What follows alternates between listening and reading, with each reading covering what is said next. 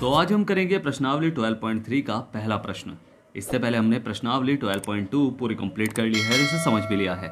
जो हमारे चैनल पर नए हैं वो पिछली वीडियो को हमारी प्लेलिस्ट पे जाकर देख सकते हैं, या फिर मैंने उन वीडियो की लिंक डिस्क्रिप्शन बॉक्स में भी दी हुई है, आप वहां जाकर भी उन वीडियो को देख सकते हैं। और चैनल को सब्सक्राइब करना बिल्कुल ना भूलिएगा, शेयर जरूर करना है और लाइक भी।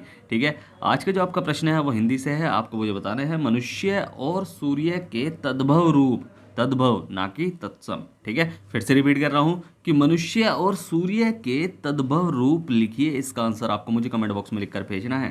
तो चलिए शुरू करते हैं प्रश्नावली 12.3 का पहला प्रश्न। इसमें दिया गया है कि आकृति 12.19 में छायांकित भाग का क्षेत्रफल ज्ञात कीजिए, और उससे ऊपर दिया गया है कि जब तक अन्यथा ना कहा जाए पाई का मान 22/7 का ही प्रयोग कीजिए। ठीक है, तो आकृति जो 12.19 में जो छायांकित भाग का हमें क्षेत्रफल ज्ञात करना है, यदि पी क्यू बराबर 24 सेंटीमीटर, पी आर बराबर 7 सेंटीमीटर और ओ जो है वो वृत्त का केंद्र है। तो चलिए हल करते हैं इस प्रश्न को। तो प्रश्न को ध्यान से पढ़ना है। हमें क्या करना है, हमें छायांकित भाग का क्षेत्रफल ज्ञात करना है। अब वो हम कैसे ज्ञात करेंगे, यानी हमें इस वाले भाग का क्षेत्रफल ज्ञात करना है। ठीक है, तो वो हम कैसे ज्ञात करेंगे बताऊंगा मैं, बट जो हमें दिया गया है पहले उस हिसाब से आगे बढ़ते हैं। जो प्रश्न में दे रखा है, क्या दे रखा है, पी क्यू 24 सेंटीमीटर है, यानी पी से क्यू तक ये 24 सेंटीमीटर है, 24 सेंटीमीटर है। ठीक है, और ऐसे ही हमें दे रखी है पी आर 7 सेंटीमीटर, यानी पी से आर तक ये 7 सेंटीमीटर की भुजा दे रखी है। ठीक है, इसके अलावा ओ हमें दे रखा है वृत्त का केंद्र, यानी ये जो है वो वृत्त का केंद्र है। देखो जो चित्र हमें दे रखा है ना किताब में, थोड़ा वो गलत है।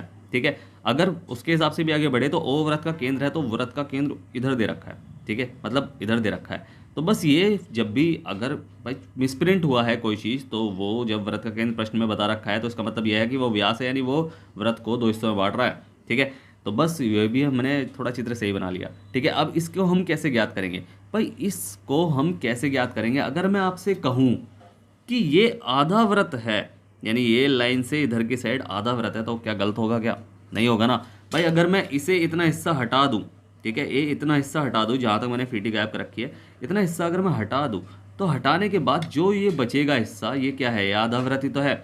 तो आधे वृत्त का अगर क्षेत्रफल, क्योंकि हमें छायांकित भाग का क्षेत्रफल ज्ञात करना है, तो मैं कहूँ कि आधे वृत्त का क्षेत्रफल, इस आधे वृत्त के क्षेत्रफल में से अगर मैं इस त्रिभुज को हटा दूं, यानी माइनस कर दूं, ठीक है, तो हमें ये भाग मिलेगा। मान लो कि ये कोई कागज से हमने ये इतना हिस्सा काट रखा है और उस पर ये आकृति बनी है त्रिभुज की।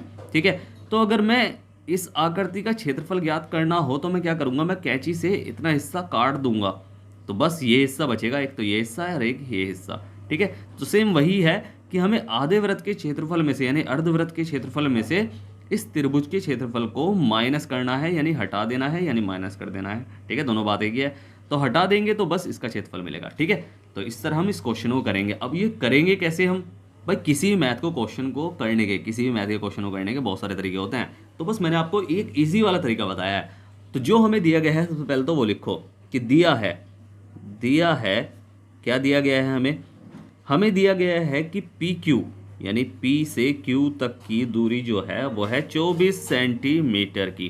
ठीक है, और PR हमें दे रखा है, PR हमें दे रखा है 7 सेंटीमीटर, ये PR हमें दे रखा है। और कोण जो QPR है, कोण QPR यानी यो QPR ये दे रखा है 90 डिग्री। ये 90 डिग्री दिया नहीं है, बट मैं आपको बता रहा हूँ ये 90 डिग्री क्यों है। क्योंकि आधे वृत्त में जो भी कोण बना होगा वो समकोण होता है। ये आपको याद रखना है हमेशा, इस वाले क्वेश्चन में भी और किसी भी क्वेश्चन में भी। ठीक है, ये आपको याद रखना है कि अर्धवृत्त में बना कोण समकोण होता है हमेशा। क्या होता है, अर्धवृत्त में बना कोण कैसा होता है, समकोण होता है, वो भी हमेशा। जब भी इस वाले प्रश्न में भी, चाहे आगे कितने भी प्रश्न है, सब में यही करना है कि आधे वृत्त में बना कोण कभी भी ऐसा कुछ आए तो वह समकोण होता है। ठीक है, समझ में आया ना यहाँ तक। तो ये हमने कर लिया आराम से, इसे तो हम कर लेंगे आराम से, थोड़ा सा क्लियर कर देता हूँ ताकि आपको साफ हम दिखाई दे। ठीक है, तो ये अर्धवृत्त में बना कोण समकोण होता है, इसका रीजन हमें देना पड़ेगा। ठीक है, कि कोण P by Q P R ये 90 डिग्री का है, क्योंकि अर्धवृत्त में बना कोण कैसा होता है, समकोण होता है, समकोण होता है। तो ये हमने दे दिया रीजन। ठीक है, तो ये हमने रीज़न दे दिया, अब बस इसे हम कर लेंगे। अब ये समकोण त्रिभुज है, ये भुजा हमें पता है, ये भुजा हमें पता है, तो ये भुजा हमें ज्ञात करनी है। कैसे, क्यों ज्ञात करनी है ये भुजा? क्योंकि देखो यार, अर्धवृत्त का जब हम क्षेत्रफल ज्ञात करेंगे उसमें आर की जरूरत पड़ेगी ना, तो ये पूरी व्यास पता हमें पता चल जाएगी, तो व्यास हम उसके थ्रू त्रिज्या ज्ञात कर लेंगे ना। त्रिज्या कैसे, व्यास की आधी होती है त्रिज्या, तो बस इसे हम ज्ञात कर लेंगे। तो ये भुजा हमें ज्ञात होनी जरूरी है ना। तो बस इसमें हम क्या करेंगे, जब समकोण त्रिभुज है ये, तो पाइथागोरस प्रमेय से, पाइथागोरस प्रमेय से, तो पाइथागोरस प्रमेय में क्या होता है कि कर्ण का जो स्क्वायर है, ठीक है, कर्ण का जो स्क्वायर होता है, कर्ण का स्क्वायर बराबर होता है आधार का स्क्वायर, आधार का स्क्वायर प्लस लंब या फिर ऊंचाई, दोनों बात एक ही है, उसका स्क्वायर। अब कर्ण हमारी क्या है भाई, क्यू से आर तक कर्ण है, तो इसे लिख लो क्यू आर का स्क्वायर बराबर आधार। अब चाहे देखो दो भुजाएं आपके पास है, दोनों एक साइड ही हैं, तो कोई सी भी आधार मान लो, चाहे से कर लो 7 का स्क्वायर और प्लस 24 का स्क्वायर, ठीक है। अब इसे हम कर लेंगे सॉल्व। कैसे भाई, क्यू आर का तो भाई क्यू आर ही रहेगा, क्यू आर का स्क्वायर बराबर 7 सत्ती 49 और प्लस 24 हो गया आपका 576, ठीक है। इतना क्लियर है, समझ में आया यहाँ तक। अब जब क्यू आर का स्क्वायर अभी भी यही स्क्वायर ही चल रहा है, इन्हें जोड़ेंगे 625 आएगा, और ये जब क्यू आर अकेला हम छोड़ेंगे तो ये इधर हो जाएगा, क्योंकि रूट में ये दो स्क्वायर जब बराबर से उधर जाता है तो वो किस में बदल जाता है, रूट में बदल जाता है, तो 625 हो जाएगा, वो भी रूट के अंदर, ठीक है। अब क्यू आर यानी 625 का जो वर्गमूल होगा वो क्या होगा, 25 सेंटीमीटर, यानी हमारी व्यास क्या निकली है, व्यास हमारी निकली है, व्यास यानी क्यू आर हमारी निकली है 25 सेंटीमीटर। तो त्रिज्या कितनी हो जाएगी, तो त्रिज्या हमारी हो जाएगी, यानी आर वो व्यास की आधी होती है, यानी 25/2 हो जाएगी। अब छायांकित भाग का हमें क्षेत्रफल ज्ञात करना है, हमें पता चल गया सब कुछ चीज़। छायांकित भाग का क्षेत्रफल वो हम कैसे ज्ञात करेंगे, देखो इसके लिए हम अपने हिसाब से फॉर्मूला बना लेंगे। कैसे कि छायांकित भाग का क्षेत्रफल हमें क्या रखा है ज्ञात करने के लिए, तो यानी इस वाले भाग का क्षेत्रफल हम कैसे ज्ञात करेंगे कि अर्धवृत्त के क्षेत्रफल में से, हमने ये तो रूल बनाया था कि अर्धवृत्त के क्षेत्रफल में से इस त्रिभुज को माइनस कर देंगे। अभी कौन सा त्रिभुज है, समकोण, तो समकोण त्रिभुज का क्षेत्रफल, तो छायांकित भाग का क्षेत्रफल बराबर अर्धवृत्त का क्षेत्रफल, अर्धवृत्त का क्षेत्रफल माइनस समकोण, समकोण त्रिभुज का क्षेत्रफल, यानी अर्धवृत्त के क्षेत्रफल में से समकोण त्रिभुज के क्षेत्रफल माइनस कर देंगे। अब अर्धवृत्त का क्षेत्रफल हम कैसे ज्ञात करेंगे भाई, वृत्त का क्षेत्रफल का फॉर्मूला आपको पता है, तो आप अर्धवृत्त का आराम से कर लोगे। कैसे कि वृत्त का क्षेत्रफल होता है पाई आर स्क्वायर।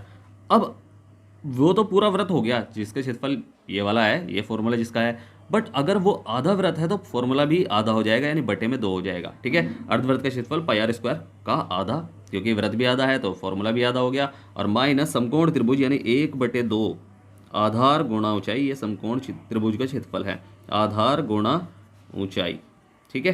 तो ये हमने कर लिया, और बस इसे हम कर लेंगे सॉल्व। तो पाई का मान हमें रखना है 22/7, जब तक कहा ना जाए। तो आर हमारी क्या है भाई, त्रिज्या हमारी क्या है 25/2, 25/2 गुणा 25/2, और नीचे 2 भी है, ये भी याद रखना है। तो 2 अगर मैं इस पूरे के बटे में 2 रख देता तो ये जो 2 है ना, ये सारी नीचे वाली लाइन, ये नीचे इसके पास ही पहुंच जाएगी, तो मैं इसके पास यहीं क्यों ना रख दूँ 2, ठीक है। तो बस यही आंसर, ये इसी तरह ही करना है, ठीक है। ऊपर हमने कर लिया और नीचे बटे में 2 हो गया, तो बस यही हमारा मतलब आंसर नहीं है, ये हमने कर लिया। और 1/2 आधार, चाहे कुछ भी रख लो, 7 और ऊंचाई, क्योंकि कर्ण की जरूरत तो नहीं थी ना, बस कर्ण की हमें जरूरत थी किसमें, जब हमने व्यास निकालना था, ठीक है। तो ये 7 गुणा ऊंचाई हमारी क्या है 24, ठीक है। तो ये हमने कर लिया। अब इसे काट लो, चाहे काट रहा है तो 2 से 2 ही कम 2, 2 ही कम 2, अब तो और किससे कटेगा नहीं, तो 7 दूनी 14 दूनी 28, तो नीचे तो आएगा 28, ठीक है। अब 11 25 25 होता है 625, 625 की जब गुणा करेंगे, इस दोनों की गुणा करके 625 आया, तो 11 पंजे 55 का 5 का हासिल लगा 2, ठीक है, मतलब 5 सॉरी 11 पंजे 55 का 5 का हासिल लगा 5, 11 दूनी 22, 23 24 25 26 27 का 7 का हासिल लगा 2, और 11 6 66 67 68 हो गया। तो ये आया हमारा, और माइनस इधर काट लो, 2 कम 2 और 2 दूनी 4, 12 सत्ते 84, तो ये हो गया 84। अब ये तो मिश्र भिन्न में है, ये मिश्र भिन्न में, ये तो भिन्न के रूप में है, ये भिन्न के रूप में नहीं है, तो इसके बटे में चाहे तो 1 लगा के आप सॉल्व कर लो, एलसीएम ले लो। एलसीएम आएगा क्या, 28 आएगा एलसीएम, और 28 से जब इसे भाग करेंगे तो ऊपर 1 की मल्टीप्लाई हो जाएगी, 1 से जब इसे भाग करेंगे तो ऊपर 28 की मल्टीप्लाई हो जाएगी। अब 1 की इसमें मल्टीप्लाई करके तो 68, 75 तो जीरो का तो लिखा जाएगा। और यहाँ 84 में जब 28 की मल्टीप्लाई करेंगे तो आएगा 2352, ये आएगा। ठीक है, मल्टीप्लाई करके आप देख लेना, क्योंकि पेपर में मैं नहीं मिलूंगा। ठीक है, पेपर में मैं नहीं मिलूंगा, तो इसलिए आपको ये करना है। तो ये आया हमारा आंसर। तो बस इसे जब हम माइनस करेंगे, भाई 5 में से 2 गया तो बचा 3, अब 7 में से 5 गए बचा 2, और 8 में से 3 गया बचा 5, और 2 4 बचा है यहाँ, और बटे में 28। यही हमारा आंसर है।